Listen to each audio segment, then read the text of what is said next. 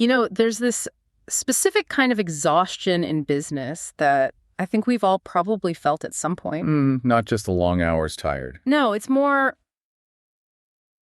frustrating. It's like you're in a car, the engine is absolutely screaming, your marketing team is, high-fiving over metrics. But you're not actually going anywhere. You're barely moving. Everything just feels heavy. That heaviness is such a massive red flag. It usually means the business is literally fighting itself. Exactly, and that's what we're digging into today. We're looking at this piece from Stellipop that tackles this head-on. What's it called again? It's titled, Why Creative and Operational Thinking is the Love It First Strategy. And I have to admit, when I first saw that, I kind of rolled my eyes. Love it first strategy. Yeah, that does sound a little bit like a bad rom-com for MBAs. It does, but the concept behind it is actually pretty ruthless. It argues that most companies are operating with, like, a split personality. And that's what kills growth. That's the argument. It's not the market. It's not your competitors. It's that your own company's brain is basically cut in half. So let's break down that metaphor then, the business brain. It's the classic right brain versus left brain dynamic, but, for a whole organization. Okay, so the right hemisphere is... That's your creative engine. It's the branding, the vision, the big why. It's the side that wants to move fast and break things. People who hate spreadsheets. Usually, yeah. And then the left hemisphere is the other side. Operations, process, logic, all the risk management. The people who want to know how we're going to pay for breaking all those things. Exactly. And most of the time, these two camps treat each other like they're from different planets. Oh, absolutely. I've been in those meetings. The creatives look at the ops team like they're dream killers, and the ops team looks at the creatives like they're just, reckless children. And that silo is what the article says is the root of the problem. So our mission here isn't just to say, let's all get along. It's to understand that if you don't create actual chemistry, a real reaction between these two sides, you just cannot scale. You might see some growth, but it won't be sustainable. I like that word chemistry more than just alignment. Alignment feels kind of static. Chemistry means you're creating something new. But the author points out that most leaders, they just don't do this. They over-index on one side. That's just human nature, isn't it? Completely. If you're a founder from a design background, you're going to lean into the right brain stuff, the vision. You find the operations boring. And if you're a CFO who became CEO, you're going to love the safety of the process. The left brain. And the whole business takes on that personality, leaving the other half neglected.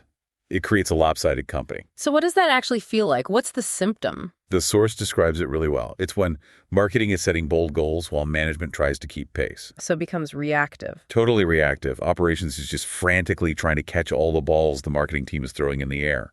It's interesting because from the outside, that chaos can look like success. Like, wow, they're so busy. But the article is clear. This is not an effort problem. People are probably working too hard. Because the integration is missing. Exactly. Sustainable growth doesn't come from just turning up the creative volume or tightening the operational screws. It has to be a deliberate marriage of the two. Okay, so let's get concrete. The article gives us two scenarios for when this chemistry is off. Let's start with scenario A, the right brain takeover. Right. This is the one that looks the most glamorous from the outside. This is when your creativity is moving way faster than your capacity to deliver. I feel like this is the classic startup trap. Oh, for sure. You have that viral moment, a Kickstarter campaign blows up, something just hits a nerve. And it's that be careful what you wish for moment. The creative team nailed it. Demand is through the roof. But the operations, the actual fulfillment, the customer service, the workflows. We were never built for that kind of volume. So walk me through the fallout. Let's say we're selling, some fancy coffee subscription. Our ad goes viral and orders triple overnight. What happens inside the building? Total chaos. First, your inventory system, which was fine for 500 orders a week, it just crashes at 5,000. So now you're tracking shipments in a spreadsheet. Oh, I can feel the anxiety already. Then the support inbox just floods with, where's my coffee? Emails. You don't have the staff, so your response time goes from a couple hours to 4 days. And all that brand goodwill you just built up. It's gone. It turns into resentment fast. The source doesn't call this scale, it calls it strain. Your team burns out because they're in crisis mode 24/7. And financially, you could be losing money, right? You might be bleeding cash on expedited shipping, overtime, refunds, just trying to stop the bleeding. It creates a culture of blame. Ops blames marketing for overselling. And marketing blames ops for dropping the ball. which is why the source offers this little litmus test. 3 questions you have to ask before you turn on that marketing fire hose. I love uncomfortable questions. Let's hear them. Okay, question 1. Can our current team support a 20 to 30% demand increase? Hold on. Why that specific number? 20 to 30%. Why not just, can we handle more? Because more is too vague. Yeah. We're all optimists. We think, yeah, we can work a little harder, but a 30% jump, that breaks systems. Right. It's not about effort. It's about whether the structure can handle the load. It's structural load, exactly. Yeah. Okay, question 2. Are workflows documented and repeatable? The old bus factor. The bus factor. If your key fulfillment person quits from the stress, does the whole process grind to a halt? Or even just, if you hire 5 temps to pack boxes, can you train them in an hour? Because there's a process. Precisely. Yeah. If it's not documented, it's not scalable. And the third question is the financial reality check. Which is? Do we have the financial clarity to sustain this push? This one feels a little counterintuitive. More sales means more money, right? But the cash flow gap can kill you. You have to pay for the ads, the extra inventory, the overtime now. The revenue from those sales might not hit your bank for 30 or 60 days. Wow. So you can literally grow yourself into bankruptcy. I've seen it happen. It's the ultimate business irony. So that's scenario A, the Ferrari engine in a go-kart chassis.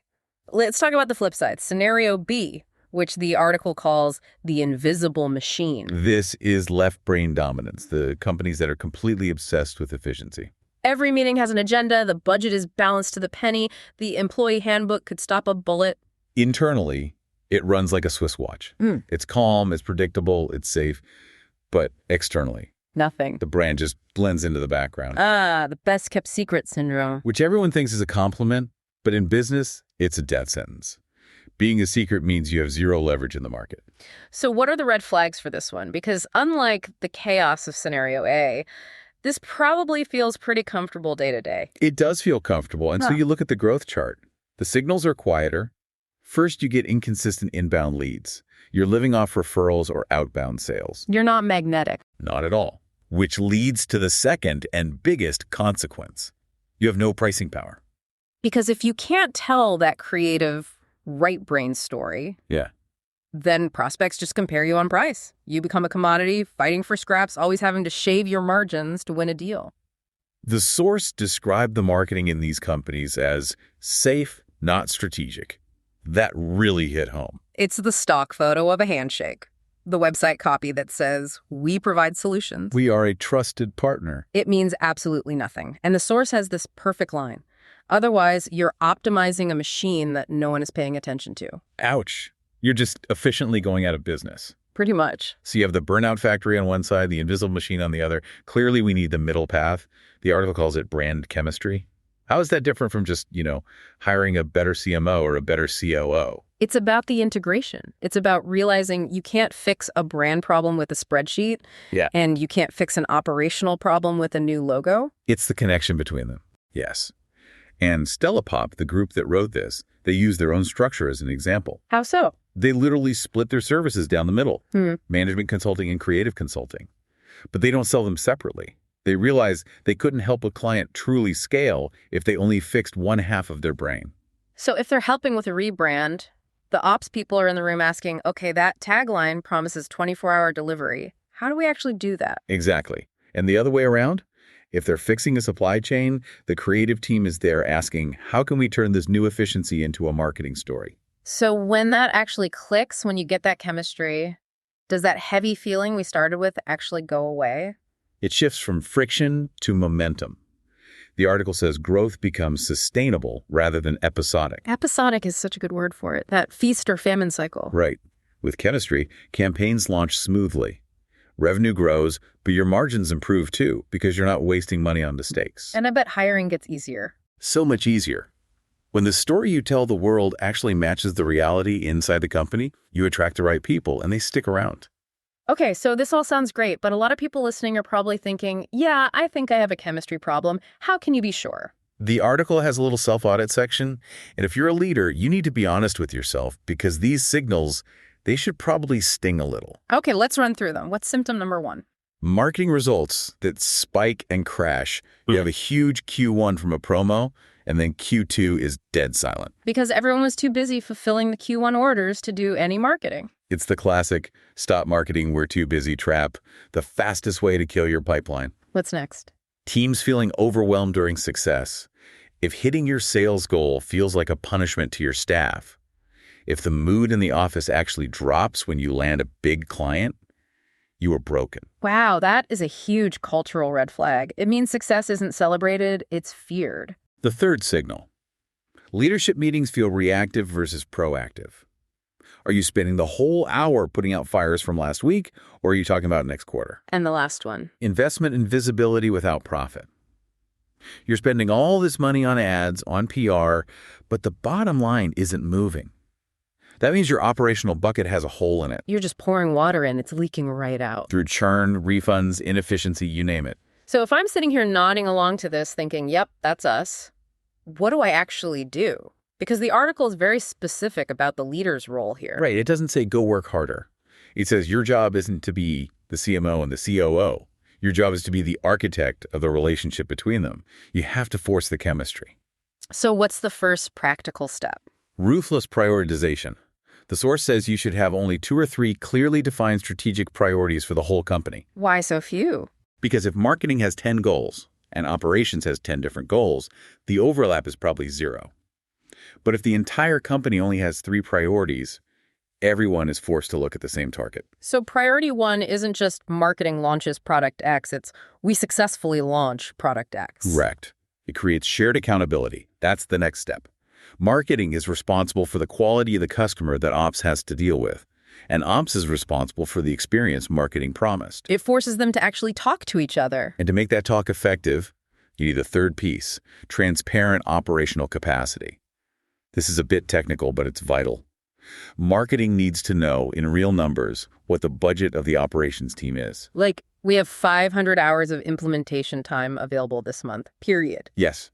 Treat it like a bank account. Yeah. Marketing can spend those 500 hours. Once they're gone, they're gone. It stops all the magical thinking. I like that. It takes the emotion out of it. It's not ops is lazy. It's we're out of currency. And finally, unified messaging from the leadership team. You all have to be telling the same story. You can't have the CEO telling investors, we're an innovation company, while the COO is telling staff, we're a cost savings company. You're just ripping the brain apart again. That tension kills culture faster than anything. It's funny, we started this talking about that heavy feeling. Everything you're describing, this chemistry, it just sounds lighter. It makes the business aerodynamic. You stop fighting the drag of your own internal conflict. Okay, before we wrap, I want to give everyone listening a way to test this for themselves right now. I have a 2-question thought experiment for you. Be honest with yourself. Let's hear it. Question 1. If you paused all of your marketing today, shut it all down, went dark, would your operation still make sense? Or is your machine only built to catch things that are on fire? That shows if you're purely reactive. What's the second question? If you doubled your sales tomorrow, just flipped a switch, would your operation survive? Or would the whole machine just explode? And if the answer to the first one is we'd all be bored and the answer to the second is we would die, Then you don't have chemistry. You have a ticking time bomb. that is a powerful place to leave it. Stop treating your business like 2 warring tribes. Connect the brain. Thanks for unpacking this. My pleasure. And for everyone listening, go check your chemistry. We'll see you in the next deep dive.